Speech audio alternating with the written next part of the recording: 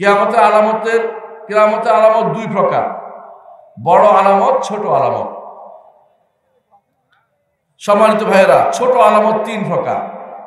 কিছু আলামত এসেছে এবং শেষ হয়ে গেছে, যেমন মুহাম্মদুর রাসূলুল্লাহ সাল্লাল্লাহু আলাইহি ওয়াসাল্লাম, তিনি এসেছেন এবং চলে গেছেন। যেমন চাঁদ ফেটে গেছে, ইকতারাবাতিস সাআতু ওয়ানশাক্কাল কমর, চাঁদ ফেটে গেছে এবং সেটা আমাদের কোরআন আমাদেরকে জানিয়েছে।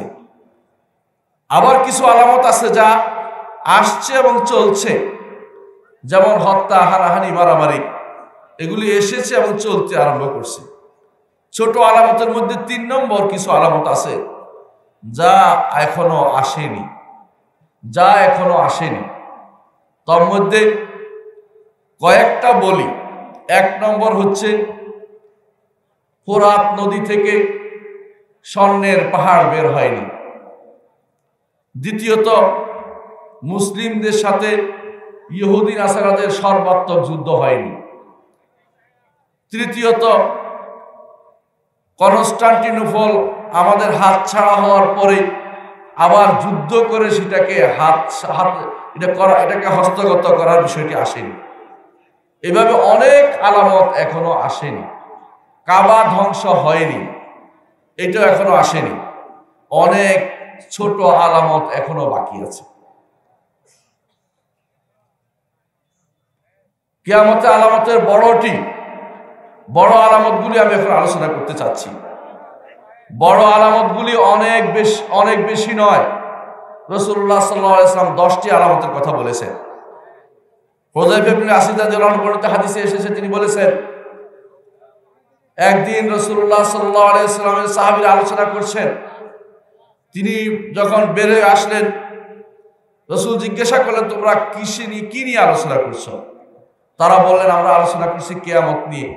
রাসূল বলছে, যতক্ষণ 10টি আলামত না দেখবে ততক্ষণ পর্যন্ত কিয়ামত অনুষ্ঠিত হবে না। সুতরাং কিয়ামতের আলামত বড়টি একটাও আসেনি, তবে একটি আসার পরে বাকিগুলি একটার পর একটা অনবরত আসতেই থাকবে। কিয়ামতের আলামতের মধ্যে প্রথম আলামতটি হচ্ছে মাহদী, ইমাম মাহদীর আগমন। ইমাম মাহদীর আগমন কিয়ামতের আলামতের প্রথম আলামত, এটা সবাই বলে থাকে। মাহদীর কি নাম হবে? মুহাম্মদ ইবনে আবদুল্লাহ আল হাসানি অথবা আহমদ ইবনে আবদুল্লাহ আল হাসানি, এই নাম হবে। এই নাম কেউ যদি কোনো আবজাদের হিসাব করে বসে বসে বানায় তা হবে না। বাংলাদেশ থেকে এক আরমান নামক ইঞ্জিনিয়ার গেছে সৌদি আরবে, কি জন্য অপেক্ষা করতেছে, সেখানে সে সুযোগ বুঝে মাহদী দাবি করবে হারামের ভিতরে, নাউজুবিল্লাহ। এজন্য নামটা আগে খেয়াল রাখতে হবে। নাম হবে মুহাম্মদ ইবনে আবদুল্লাহ আল হাসানি, অর্থাৎ হাসানের বংশধর থেকে হবে, হুসাইনের বংশধর থেকে নয়। হুসাইনের বংশধর থেকে কারা দাবি করতেছে? শিয়ারা দাবি করতেছে যে হুসাইনের বংশধর থেকে হবে, অথচ হুসাইনের বংশধর থেকে এই আসবে না, অর্থাৎ মাহদী আসবে না। এটাই হচ্ছে বিশুদ্ধতম মত, হুসাইনের বংশধর থেকে হবে না। কোত্থেকে বের হবেন? তিনি পূর্ব দিকের কোন দেশ থেকে হবেন। তবে যখন বাদশার 3 ছেলে মারামারি করবে রাজত্ব নিয়ে, সেই সময়ে কাবার পাশে তার বায়াত হবে। কাবার পাশে তার বায়াত হবে। মুসলিমদের এক যুগ সন্ধিক্ষণে বিশেষ সমস্যার কারণে যখন মুসলিমরা একজন কায়েদ খুঁজতে থাকবেন, একজন পরিচালক খুঁজতে থাকবেন, সেই সময়ে মাহদীর আবির্ভাব হবে। তবে মাহদী খোঁজার জন্য জিনিস নয়, মাহদী বের হওয়ার জিনিস। সম্মানিত মুসলিয়ানে কেরাম, সম্মানিত উপস্থিতি, মাহদী সংক্রান্ত হাদিসগুলি মুতাওয়াতির। আর আপনারা জানেন যে মুতাওয়াতির হাদিস অস্বীকার করলেও কাফের হয়, বিশুদ্ধ হাদিস জেনে বুঝে অস্বীকার করলেও কাফের হয়। মুতাওয়াতির হাদিসের মর্যাদা অনেক বেশি। মাহদী সংক্রান্ত হাদিসগুলি মুতাওয়াতির। এর উপরে অনেকেই বই লিখেছে। বড় বড় আলেমরা যুগে যুগে বই লিখেছে। আমার উস্তাদজি শেখ আব্দুল মোহসিন আল আব্বাদ তিনি এর ব্যাপারে গ্রন্থ লিখেছেন। সেখানে তিনি মাহাদি সংক্রান্ত সহিহ হাদিসগুলোকে একত্রিত করেছেন।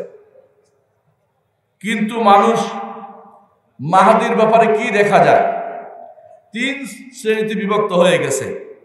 একদল বলে মাহাদি বলতে কোনো কিছু নেই। এরা বর্তমানে একটা শ্রেণী আছে, এদেরকে বলা হয় আকলানি, অর্থাৎ তারা বিবেককে প্রাধান্য দিচ্ছে, কোরআন এবং সুন্নাহর দলিলকে প্রাধান্য দিচ্ছে না। এরা যখন দেখতে পাচ্ছে বিভিন্ন শ্রেণী মাহাদির দাবি করছে, তখন তারা মনে করলো যে মাহাদি বলতে আসলে কিছু নাই, এরা মানুষ বানিয়ে নিচ্ছে। আসলে তা নয়, অবশ্যই মাহাদি রয়েছে এবং মাহাদি আসবে। মুহাম্মদ রাসূলুল্লাহ সাল্লাল্লাহু আলাইহি ওয়াসাল্লাম বলেছেন, কিয়ামত সংগঠিত হবে না যতক্ষণ পর্যন্ত আমার বংশ থেকে আমার নামে নাম এবং আমার পিতার নামে নাম এমন কোনো ব্যক্তি আসবে যে দুনিয়াকে শান্তি, শৃঙ্খলা, নিরাপত্তা এবং ইনসাফ দিয়ে ভর্তি না করে দিচ্ছে, সেরকম ব্যক্তি না আসা পর্যন্ত কিয়ামত সংগঠিত হবে না। তিনি হচ্ছেন মাহদি। তাহলে মাহদি অবশ্যই আসবে। যারা অস্বীকার করে তারা হাদিসকে অস্বীকার করেছে এবং বিশুদ্ধ হাদিসকে অস্বীকার করেছে এবং মুতাওয়াতির হাদিসকে অস্বীকার করেছে। সুতরাং মাহদিকে স্বীকার করতেই হবে যে মাহদি অবশ্যই আসবে। দ্বিতীয়ত আরেক গোষ্ঠী আছে, তারা বলে যে মাহদি তারা খুঁজে বেড়ায় সারাদিন, অর্থাৎ তারা সারাক্ষণ অমুককে মাহদি দেখে, অমুককে মাহদি দেখে। কখনো কখনো আমরা হারামের সামনে মক্কার দোতলায় বসে থাকি, দেখি হারামের দিকে তাকিয়ে থাকি, কিছুক্ষণের মধ্যে দেখা যায় যে কেউ মাহদি দাবি করে বসছে। মক্কাতে গেলে দেখবেন, আপনারা যারা ইতিকাফ করে দেখবেন যে নিচে মাহাদির কিলে আরম্ভ হয়ে গেছে। একবার আমরা তোয়াফ করছি, এমন সময় শুনলাম যে, আমরা গেছিলাম বাইরের দিকে, আসে শুনলাম যে মাহাদি খুতবার মধ্যে ইমামের মারতে চলে গেছে, দাবি করছে মাহাদি। মানে এত বেশি মানুষ মাহাদি পাওয়ার জন্য বেকুল হয়ে গেছে, কেউ নিজে মাহাদি হয়ে যাচ্ছে, কেউ আরেকজনকে মাহাদি দাবি করে বসছে।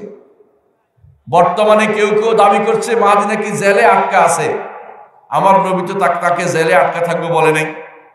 বর্তমানে কেউ কেউ বলছে মাহাদি অমুক অমুক বিন আব্দুল্লাহ, ওই ইয়েমেনের কোন ব্যক্তি যার ছোট ছোট আমাদের দেশে বিশেষ দলের লোকের দাড়ির মতো দাড়ি, সেই ব্যক্তি মাহাদি দাবি করে বসেছে। বাংলাদেশের এক লোককে শুনছি, সে নাকি বিশেষ দলে অনেক কিছু, বিশেষ বড় বড় কিছু সে বিশেষ আলোচনা করে, সে দেখলাম মাহাদি দাবি করছে, বলছে বাংলাদেশের অমুক দল থেকে মাহাদি আসবে। অর্থাৎ মাহাদি যারা দাবি করতেছে আজ পাগলের মতো, যে যেভাবে আসছে সেভাবে দাবি করছে। জানেন আপনারা, মাহাদি বলতে কেউ কেউ দাবি করেছে মুহাম্মদ ইবনে নাফসুজ জাকিয়াকে, কেউ কেউ না মাহাদি মাহাদি বলেছে। পরবর্তীতে মাহাদিয়া ফেরকা হয়ে গেছে। মাহাদি দাবিদারের কোনো শেষ নেই। এরকম দাবিদার মাহাদি খুঁজতেছে। এই 1400 বছরে প্রায় 3000 মাহাদি বের হয়েছে। সবগুলি হচ্ছে সুযোগ সন্ধানী, আর তাদের পিছনে কিছু সুযোগ সন্ধানী লোক ঘুরে বেড়ায়। আমি একবার আমার ইসলামী বিশ্ববিদ্যালয়ে যখন পড়াচ্ছিলাম, একদিন একটু আগে গেছি, দেখলাম যে এক লোক এসে বলতেছে, আমাকে দেখতে কেমন মনে হয়? আমি বললাম যে খুব ভালো, আপনাকে তো সুন্দরই লাগছে। না এটা না, আমাকে তোমার মনে হয় না যে মাহাদি? আমি আসমান থেকে বললাম, তুমি মাহাদি হলে কি করে? আমার মা বলছে আমাকে দেখতে মাহাদির মতো লাগে। তোর মা দেখলে, তোর মা যদি স্বপ্নেই দেখে থাকে তুই মাহাদি হয়ে যাবি, ঘটনা নাকি? দেখি স্বপ্নের জিনিস নাকি? এই জন্য কিছু মানুষ আছে উঠতে বসতে চলতে ফিরতে শুধু মাহাদি দেখে, যার চোখে যে রং লাগা, চশমা লাগা, সেটা এসে দেখে। এগুলি হচ্ছে বিভ্রান্তি, পথভ্রষ্ট। এদের কোনো কথা শুনবেন না। আর যারা মাহাদি বলে আপনাদেরকে বিভ্রান্ত করছে, ওই সমস্ত ওই বসন্তের কুকুরগুলিকে আপনারা চিনে রাখুন। এরা ফেতনাবাজ, এরা এখন চুপ মেরে গেছে। এখন তারা ওই ফেতনাবাজদের দলে গিয়ে ভিড়েছে, যারা এতদিন মাহাদি করেছে। এখন গিয়ে ভিড়েছে যারা একবারে পথভ্রষ্ট, তাদের কাছে গিয়ে তারা নিজেদেরকে ছাত্রত্ব দাবি করছে। আমরা এখন ওদের ছাত্র হচ্ছে। আবার কিছু মানুষ মাহাদি বলতে বলতে স্বপ্নের মধ্যে মাহাদি দেখেছে, জেলে গিয়েও মাহাদি দেখেছে, এখন পালিয়ে গিয়ে আরেক দেশে বসবাস শুরু করেছে। মাহাদি তো আর আসে না। এক সময় বলেছিল মাহাদি 2019 সালে আসবে, 19 পার হয়ে গেছে, 20 আসবে, 20 পার হয়েছে, 23 পার হয়ে গেছে ভাই, এখন আছে 24। এই বছর দেখলাম এক বুড়ো চিৎকার করে বলতেছে, নোয়াখালীর সেই বুড়ো বলতেছে যে মাহাদি এই বছরেই আসবে। নাউজুবিল্লাহ। এইভাবে যারা নির্ধারণ করবে তারা সব পথভ্রষ্ট। সম্মানিত উপস্থিতি, মাহাদির ব্যাপারে প্রথম বিভ্রান্তি এসেছে শিয়াদের মাঝে। শিয়াদের 12 ইমামের মধ্যে 11 ইমামের পরে তার কোনো সন্তান ছিল না, অর্থাৎ হাসান আসকারির কোনো সন্তান ছিল না, ছোট অবস্থায় মারা গেছে। তখন তারা দাবি করলো যে তার একটা সন্তান হয়েছে দাসীর ঘরে, কিন্তু সে বের হইয়া দুনিয়াতে আসাই দেখছে তারে কেউ সম্মান করতেছে না, রাগ করে রাদোয়া পাহাড়ে ঢুকে গেছে। একটা পাহাড়ের নাম ইরাকের, সেই পাহাড়ে ঢুকে গেছে। এখনো গেলে আপনি দেখতে পাবেন মাহাদি সেখানে বলতেছে, কি বলতেছে, ওখরুজিয়া মাওলানা, ওখরুজিয়া মাওলানা করে কাঁদতেছে, অর্থাৎ মাওলানা বেরিয়ে আসো, মাওলানা বেরিয়ে আসো। 1400 বছর ধরে মাওলানা বের হইতে পারে না, কারণ মাওলানা তো নাই, আসলে এরকম কোনো ব্যক্তি ছিলই না কোনোদিন। এটা হচ্ছে শিয়াদের কারবার। এই শিয়ারা এখনো মাহাদি লেখলে সাথে সাথে লেখে আজ, অর্থাৎ আজ্জালাল্লাহু ফারজাহু, আল্লাহ তাকে বের করে দেন তাড়াতাড়ি। আসলে ওখানে কেউ ঢুকে নাই, পাহাড়ের ভিতরে ঢুকে নাই। যারা এই কথা বলছে মিথ্যাচার করছে। এই মাহাদিরা দুনিয়াটাকে মাহাদির নাম দিয়ে বহু ফেরকা আবিষ্কার করেছে। বাহাই বোহরা যত ফেরকা আসছে, এই মাহাদি নামের কারণে ফেরকাগুলি বের হয়েছে। এইগুলির কারণে এই ফেরকাগুলি পরবর্তীতে দিন থেকে বেরিয়ে গেছে। তারা বুঝতে পারছে মিথ্যাচার করলে শিয়াদের মধ্যে ভালোই নাম পাওয়া যায়। এই জন্য তারা বুঝছে যে এটা আসলে দিন নয়, এটা ঠাট্টার জিনিস মনে করে তারা দিন থেকে বেরিয়ে গেছে। বাহাই বলেন, বোহরা বলেন, এই জাতীয় যতগুলি দল বেরিয়েছে ইসলাম থেকে, সবগুলির মধ্যে মাহাদি নামটা দিয়ে বহু মানুষ বের হয়ে গেছে। মাহাদির নামের কারণে এর পিছে চলে বহু মানুষ বের হয়ে চলে গেছে। আর এক গোষ্ঠী আছে, মাহাদির নাম এখন মাহাদির নাম নির্ধারণ করে দিচ্ছে যে অমুক বছর অমুক তারিখে আসবে। তারাও বিভ্রান্ত। এই আলামতুল কিয়ামতের নির্ধারণ করার কোনো সুযোগ নেই, এটা আপনাদেরকে আমরা জানিয়েছি। তবে অবশ্যই মাহাদি বের হবে। মাহাদি বের হওয়ার আগে আরো বিশাল কিছু ঘটনা ঘটবে, কারণ মাহাদির পরপরই 7 বছর পরেই বের হবে ঈসা আলাইহিস সালাম নাজিল হবে, দাজ্জাল বের হবে, ঈসা আলাইহিস সালাম নাজিল হবে। এই পরিবেশ বা এই অবস্থা এখনো তৈরি হয়নি। যারা মনে করছে অগ্রিম নিয়ে আসতেছে তারা বিভ্রান্তির মধ্যে আছে, কোনো সন্দেহ নেই। সম্মানিত উপস্থিতি, দ্বিতীয় যে কিয়ামতের আলামত তা হচ্ছে মাসিহুদ দাজ্জাল। মাসি তাকে কেন বলা হয়? কারণ সে সারা দুনিয়া ভ্রমণ করবে, সারা দুনিয়াকে সে অন্যায় দিয়ে ভরে দিবে, সারা দুনিয়া সে রুবুবিয়ত দাবি করবে, রব হওয়ার দাবি করবে। আমাদের নবী বলে দিয়েছেন সে মিথ্যাবাদী।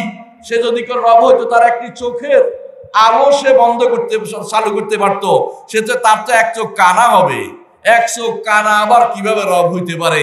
আমার রব তো কানা নন, আমার রবের 2টি চোখ আছে, এটা আমরা বিশ্বাস রাখি। কিন্তু দাজ্জালের এক চোখ গোরা হবে, আর এক চোখ একেবারে বন্ধ হবে। এই দাজ্জাল হচ্ছে বড় ফিতনা। সমস্ত নবী দাজ্জালের ফিতনা থেকে তাদের কওমকে সাবধান করেছেন। মুহাম্মদুর রাসূলুল্লাহ সাল্লাল্লাহু আলাইহি ওয়াসাল্লাম তার কওমকে বলেছেন যে অন্য নবীর কাছে, নবীর উম্মতের কাছে আসেনি, তবে তোমাদের কাছে দাজ্জাল অবশ্যই আসবে। যদি দাজ্জালের ফিতনার কথা শোনো সেখানে তোমরা যাবে না, দাজ্জালের ফিতনার কাছে যাবে না, অর্থাৎ দূরে থাকার চেষ্টা করবে। তারা যেন সূরা কাহফ পড়ে, কিভাবে বাঁচতে হয় সেটা প্রতি সালাতের শেষ বৈঠকে আমরা দোয়া করি, ওয়া আউযু বিকা মিন ফিতনাতিল মাসিহিদ দাজ্জাল। দাজ্জালের ফিতনা খোঁজার জিনিস নয়, এটা থেকে আশ্রয় চাওয়ার জিনিস। কারণ এই ফিতনার সামনে ঈমানদার ঈমান টিকিয়ে রাখতে পারবে না। এই ফিতনার সামনে ঈমানদার তার ঈমান টিকিয়ে রাখতে পারবে না, কারণ তার সাথে জান্নাত দেখাবে, জাহান্নাম দেখাবে।